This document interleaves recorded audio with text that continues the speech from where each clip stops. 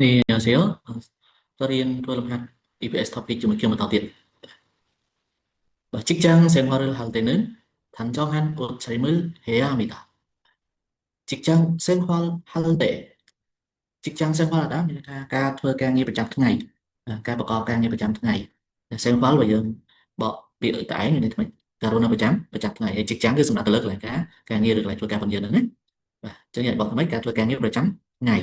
បើហៅតែណាពេលដែលធ្វើការងារប្រចាំថ្ងៃ 단정한 옷차림을 해야 합니다.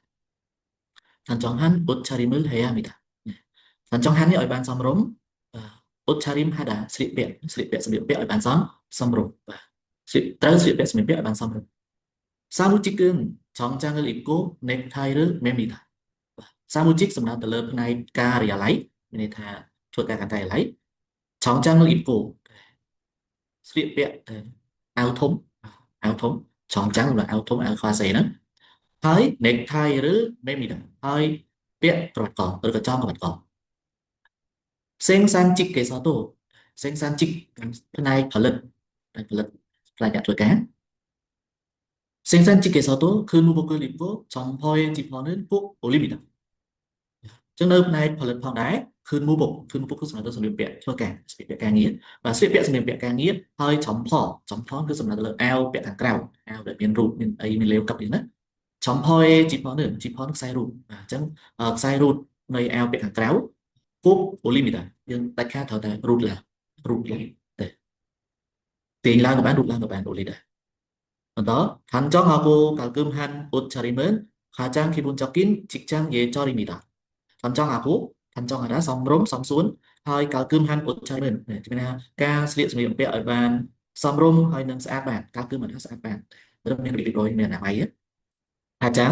진게 기본적인 지점보 직장 예절입니다. 예절 그 지수지부터 지수지부터는 지수지부터 점봉 nơi cái lãnh thuế cả rồi còn 지수지부터 nơi lãnh thuế cả đó sòng khăn và 진게 오케이 정성 누워 계속나 그래 내용과 맞지 않는 것은 무엇입니까? 진게 어yin rốt ở đây mình trong tới chỉ môi được không xa để ăn bọt mới nè o케이 thì mình chấm nói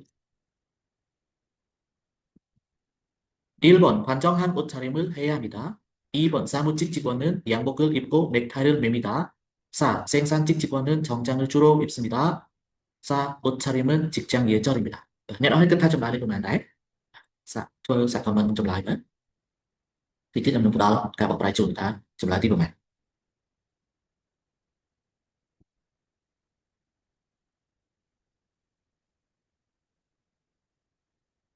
Vậy đó cái ơi rốt ở đây đây mình trong trâu còn mơ trong lại trong trâu.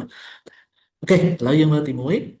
단정한 옷차림을 해야 합니다.ត្រូវស្លៀកពាក់ឲ្យបានសមរម្យហ្នឹងគឺត្រូវហើយនៅក្នុងអត្ថបទយើងអាណែនាំហើយ 2번 사무직 직원은 បុគ្គលិកផ្នែកការិយាល័យយ៉ាងបុគ្គលិកគោយ៉ាងបុកហ្នឹងគឺអាវធំដែរដូចស្រៀងមានដូចជាមួយនឹងចំចាន់ដែរអាវខោស្នេអាវធំអាវបែបបរ៉ុបអញ្ចឹងបុគ្គលិកផ្នែកការិយាល័យស្លៀកពាក់អាវធំហើយនឹងចងក្បាត់កឬពាក់ក្បាត់កអាហ្នឹងត្រូវហើយ 3. 생산직 직원은បុគ្គលិកផ្នែកផលិត 정장을 주로 입습니다. 그ទូទៅស្លៀកសម្លៀកបំពាក់អាវធំចុះផ្នែកផលិតស្លៀកពាក់អាវធំទេអត់ទេគឺប្រើប្រាស់តែសម្លៀកបំពាក់ការងារតែប៉ុណ្ណោះហើយនឹងពាក់អាវពីក្រៅការពារសុវត្ថិភាព 4번 옷차림은 직장 예절입니다. 어쩐가 슬립백 그 지수 지부터នៅកន្លែងធ្វើការ អូខេ ចឹងចម្លើយត្រឹមត្រូវដែលមានន័យថាចម្លើយដែលខុសពីខ្លឹមសារនៃអត្ថបទគឺទី 3 sample នេះ អរគុណបើគិតថាវីដេអូនេះមានប្រយោជន៍សម្រាប់បងប្អូននៅកំពុងសិក្សាឬក៏រៀនភាសាកូរ៉េស្មាតប្រឡងនេះ topic សូមជួយ share ហើយនឹង